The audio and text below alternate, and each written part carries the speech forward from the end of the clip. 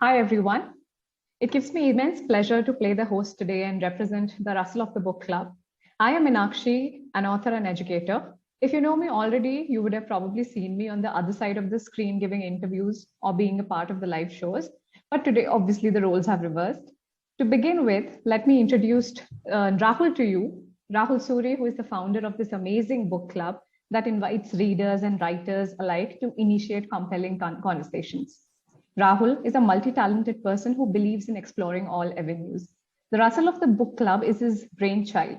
It is laudable how he has created this wonderful platform where he has invited and he's still making an attempt to invite people from all across the world, whether it is readers, writers, or the people who just love books, to come together and share their stories and inspire others.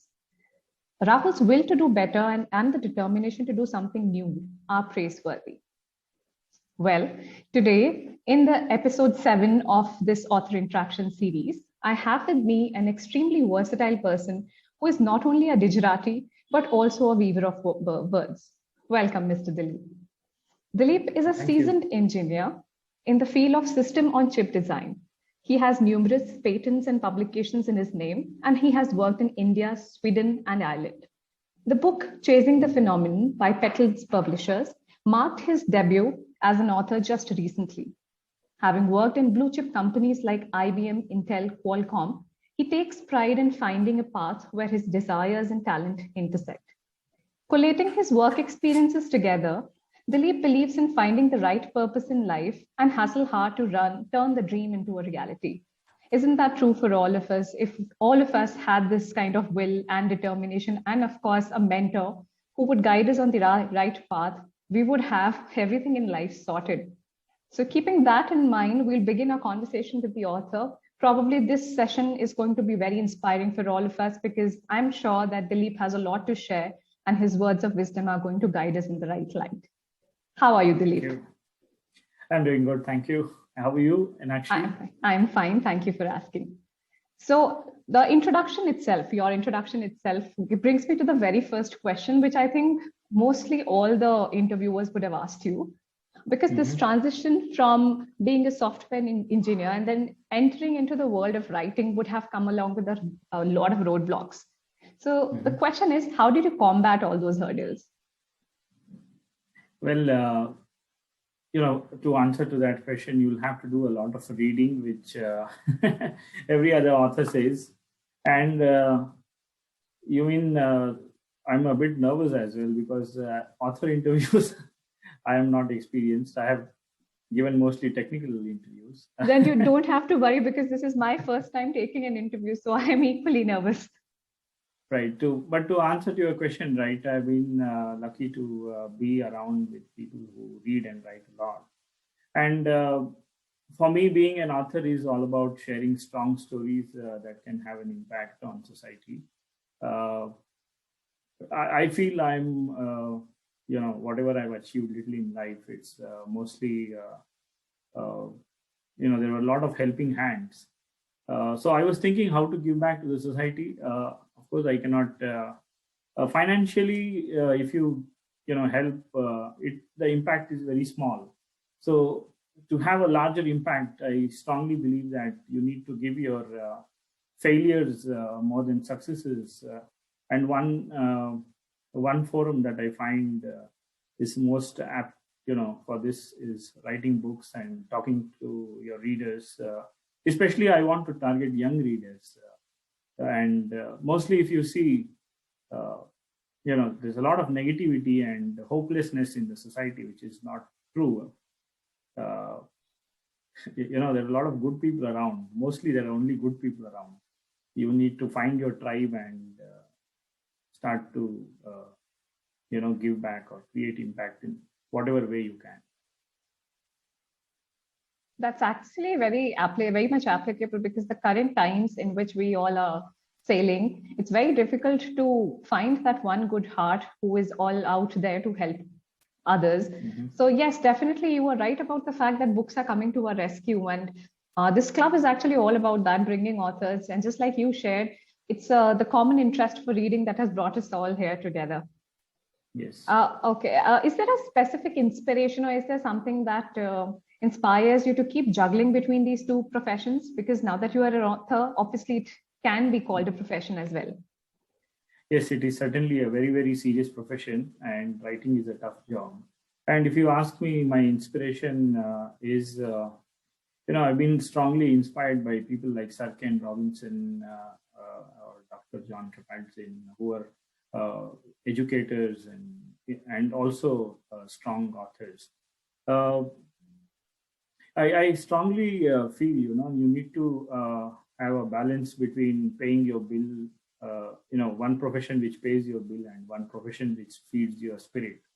And if both converge, then nothing like it. In case mostly, to be realistic, in most cases, it is not possible. It doesn't mean that you cannot follow your passion or your or your calling, which feeds your spirit. If you ask me, Monday to Friday, when somebody is working in a profession, it's physically exhausting.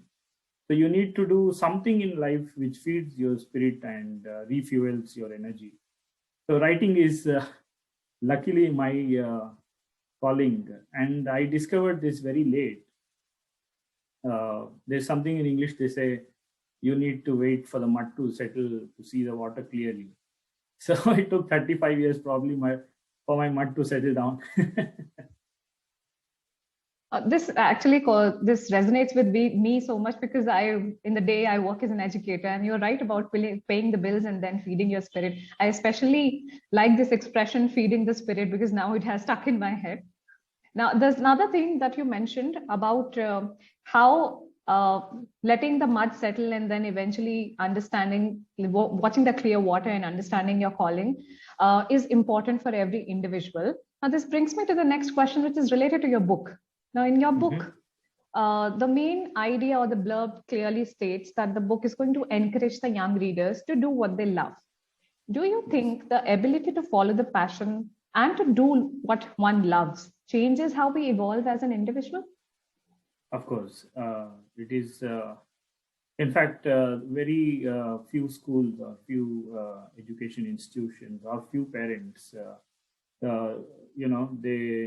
they incline their children towards finding the right to happiness. Actually, it's there in the Constitution, USA, right to happiness, but usually they don't follow. Probably at least there is one constitution where there is right to happiness written down. So what I'm saying is, it is certainly possible. If you see, I will have to answer this in a bit long.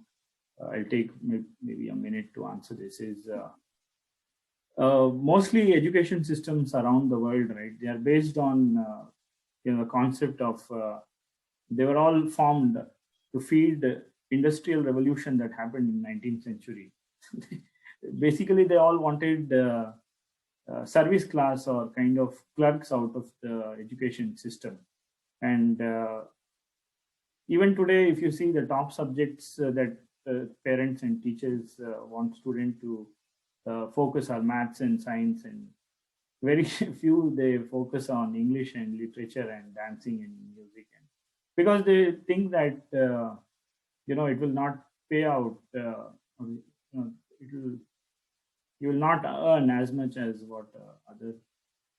Luckily, my father, he said, in Hindi, he said, "Beta, घास भी काटोगे तो अच्छे से काटना, सब ठीक हो जाता."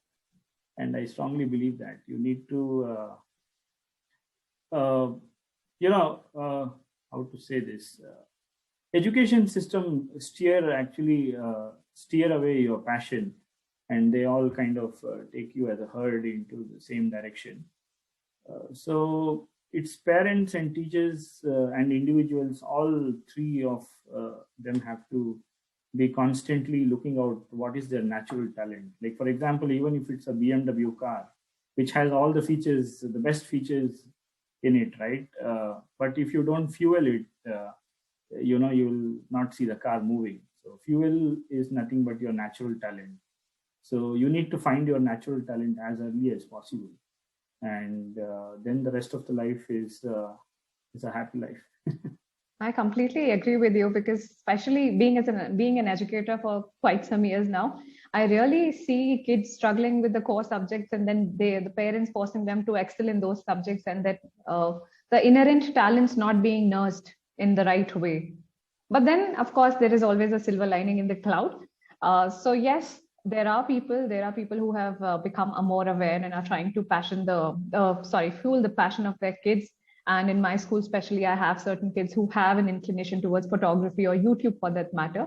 So probably this digital era where we are all locked down in the houses is giving kids more exposure to internet, and maybe there will be a day where things change and all of us will have that free spirit to follow our passion. Okay, moving. Yeah, sorry, go on. One thing is in the digital era you mentioned, I'm working in the same field in some way. So basically there's more information and less knowledge on internet. What I mean is, memorizing information is not knowledge. Developing independent thinking, intuition should be part of education. And my book, I haven't spoken much about my book yet. Chasing the Phenomenon is more or less inspired by my own life events where I was, I did few things, or the life that I lived, right? Like, for example, I'm not romanticizing poverty in any manner. Everybody should aim for becoming rich, because once you are able to, pay your bills and live a life that you really want, then following passion becomes easy. Empty stomach, you cannot follow your passion. So everybody should aim for becoming rich first and then the passion to follow. That's, I don't know, contradicting probably. But it's actually practical thinking. I do agree with you there, because eventually it will all boil down to money, having money to chase your dreams, because the world runs on money. So yes, I don't know about others, but then yes, I do definitely resonate with you on this, that it's a very practical and logical thinking here. Yeah. Okay, I have the next question for you, which might be a little intriguing for the viewers to listen, especially for the young readers. You might have, obviously, being an author yourself, you must be in this field for quite some time, and you would have seen the common genres and the customary storylines that become overnight bestsellers. So what are your thoughts about those genres and those kind of storylines that are a super hit amongst the readers in an instant? As far as the bestsellers that I have read, there's only one rule for the bestsellers, and that's your story should hold readers' attention. That's the most important rule. And second is, of course, I'm not the bestseller to give out the tips, but as an author, I can certainly say a few things. As a reader, I found that all the bestsellers, right, they have a very strong story that somebody can relate. Any movie or any book, or even if you remember your best teachers and best friends, how something becomes best is they start relating. You start to see yourself in the other entity. Yes. And if you see my profession, I'm mainly into designing smartphones and computers and things. So your first question, I'm sorry, I may go random here and there. It's all right. Like, for example, these patents and designing and books, there's one common thing in all three is creativity. And as Ken Robinson said, creativity is applied imagination. So if a book can develop imagination, it will, I think that's important for me. Stories are equally important. Like, for example, as Salman Rushdie said, first thing that the first thing a kid, when he or she is born, asks for love and safety. Yes. And the second thing the child asks for is, tell me a story. So stories are important. And artificial intelligence can take a lot of jobs away, but one job which is immune to artificial intelligence is an author's job. Yes, creative writing. It's brainchild. Yes. So yes. I think I answered, I mixed up so many things. But again, like I said, I am so intrigued to listen to what your thoughts are, because it's very nice how you relate things and put them out very practically. So it's very pragmatic. It's a very pragmatic approach. So I like that. What is the toughest criticism that you have received as an author? Not probably this is a bad time to be an author in pandemic. Because of lockdown, yes. Because of lockdown, but so far my wife criticisms are sometimes very pinching actually. So do you work on them or do you just brush them aside? No, you know, feedback and criticism. There's something called constructive criticism and yes. something called negative criticism. You need to identify what is constructive criticism and negative criticism. Negative criticism can be people want to hurt your ego, and constructive criticism or feedback is somebody who's readers. Usually there's 99% constructive feedback and criticism, and it's very, very important to take that and improve on that, you know. Yes, so helps in the evolution. For an author especially, he has to, you know, because I come from mathematics background a little bit, so knowledge, the formula for knowledge is 1 by ego. So your lesser the ego, the knowledge becomes wider. Yes. So criticism is also falls in that, so you can relate that way. Yeah, absolutely. Okay, if you don't mind telling us, what are you working on currently? You mean book or book? The project is, of course, I cannot say the project is confidential. Book, I've, you know, chasing the phenomenon. I've been lucky. I've been strongly, you know, as I said, you know, nobody has achieved anything all alone. In my case also, I'll come back to your question, but I have to say this. Book, I found Bookbakers, my literary agency, Suhail Mat. So without him, right, I think my manuscript would have been kept in the drawer somewhere. Absolutely, he's one gem of a person. I did come in contact with him for my book too. Right. Yes. And secondly, my publisher Petals, right, yes. Who believed in my story and gave me on a platform to be an author. So I have signed my second contract also with Petals Publishing, and that book is complete. It's a poetry book, collection of 40 poems in Hindi.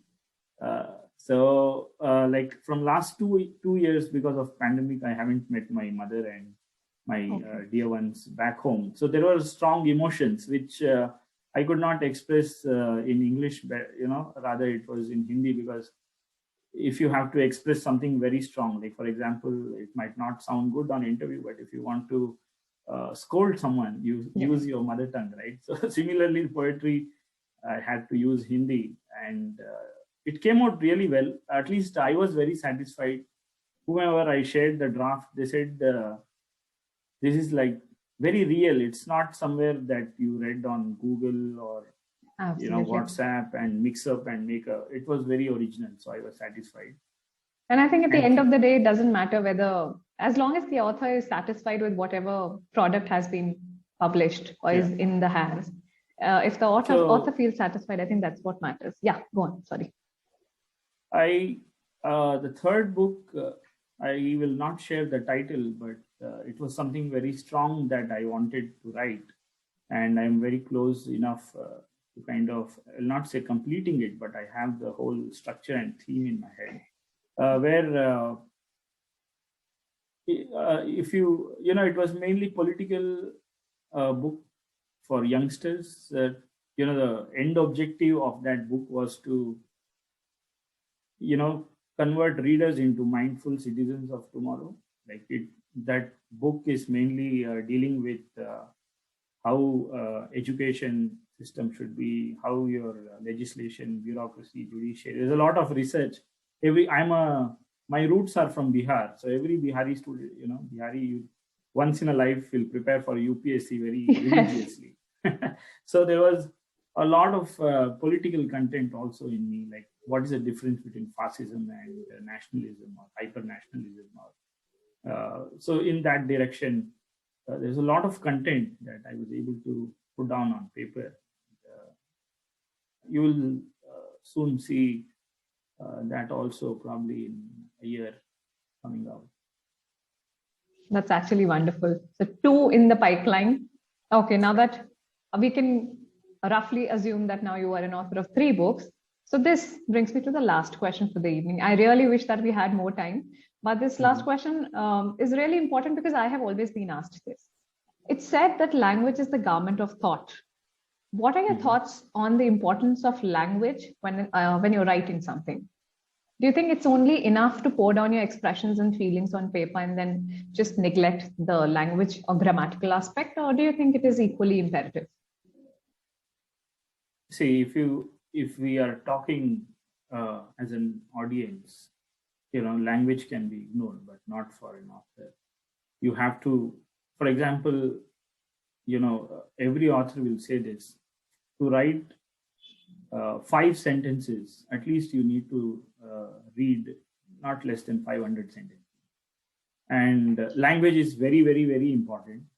When you read book, right, there's something, if the language is not very, very good, or the language is not appealing, the author does not earn the respect of the reader enough. So language is very, very important.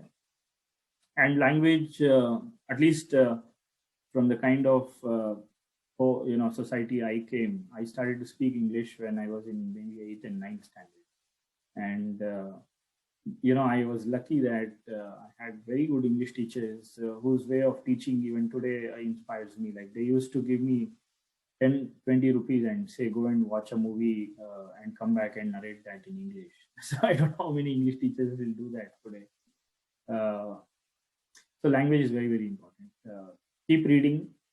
I'm reading, and spoken English and written English are 2 different things. You will see many Indian authors, including me, right? When we speak, probably we may not sound as an author. But when you read, you'll see that, yeah, isi ka book padhe the, yeah, hum log. Yeah, happens. But I'm improving. Yeah, thank you. I think all of us are, and with this interview, with the kind of wisdom that you have shared with us, the kind of thoughts you have shared with us, I think all of the listeners will be quite inspired. And obviously, I think you're the 7th author now in the row who has stressed on the importance of language. So that fact has been established. And I do hope that in future we get a chance, and I get a chance to speak to you and interact with you more. And now I shall hand it over to Rahul. Rahul, do you want to say some concluding words? Thank you, Anakshi. It was wonderful speaking to you. Yeah, same here. Hi, Rahul.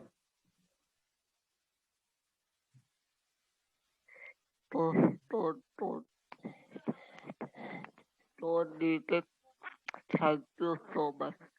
Am I audible to you? Yeah, thank you so much. Thank you, Rahul. And I mean, this is a great initiative, what you're doing. And, only sky is the limit for the dream that you've thought, that you have in your head. Thank you, Rahul. Shall we wind up here? Oh, yeah, please do it. Yeah. Thank you. Thank you, Dilip. Thank you for being here. We look forward to having more sessions with you.